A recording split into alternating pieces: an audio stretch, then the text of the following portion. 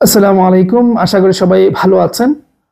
সবাই হয়তো ভালো নাও থাকতে পারেন। 35-এর প্রার্থী যারা সেই ভাই ব্রাদাররা একটু কষ্টে থাকতে পারেন। আমি কয়েক ঘন্টা আগে একটি ভিডিওতে বলছিলাম যে 21 তারিখ হয়তো প্রজ্ঞাপন আসতে যাচ্ছে 32-এর। তো এখন মোটামুটি নিশ্চিত 32 হয়ে গিয়েছে। কারণ এই যে ইউনূস স্যার যে বক্তব্য দিয়েছেন কিছুক্ষণ আগে, আপনারা হয়তো অনেকেই দেখেছেন।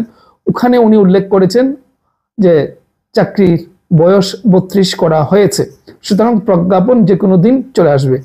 তো এই প্রেক্ষাপটে দেখলাম কিছু ভাই ব্রাদার 35দেরকে তুচ্ছ তাচ্ছিল্য করছেন যে আদু ভাইদের কারণেই 32 এতদিন লাগলো, হ্যান ত্যান অনেক কিছু।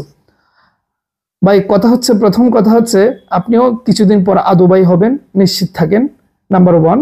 নাম্বার 2 হচ্ছে একটা জিনিস বিশ্বাস করুন, নিজেকে বিশ্বাস করান যে এই আদুবাইদের জন্যই আপনি কিন্তু 32 পেয়েছেন।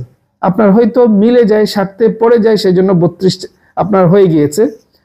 কিন্তু আপনি বিশ্বাস করতে পারতেছেন না যে এই 32 কিন্তু তাদের ত্যাগ তিতিক্ষা সংগ্রামের কারণে আপনি পেয়েছেন।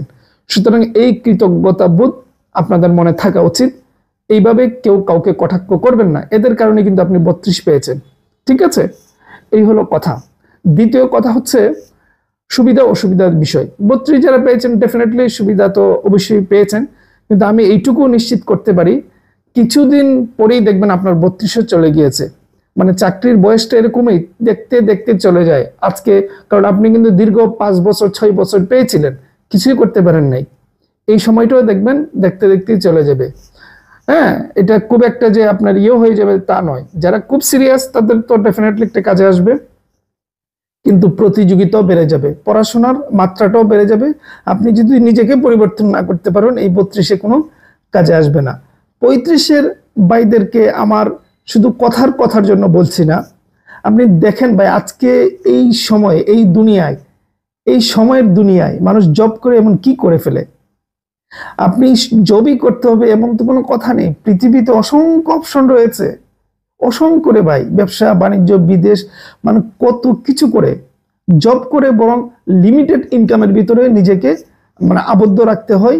আর একটু লাক্সারিজ লাইফ নিলেই প্রশ্নবোধক চিহ্ন দাঁড়িয়ে যায়। সে অসৎ কিংবা বিভিন্নভাবে সে হয়তো টাকাগুলো অবৈধভাবে ইনকাম করে, কিন্তু সৎভাবে ব্যবসা বা অন্য কিছু করেই মানে লাক্সারিজ লাইফ মানে লিড করা যায়।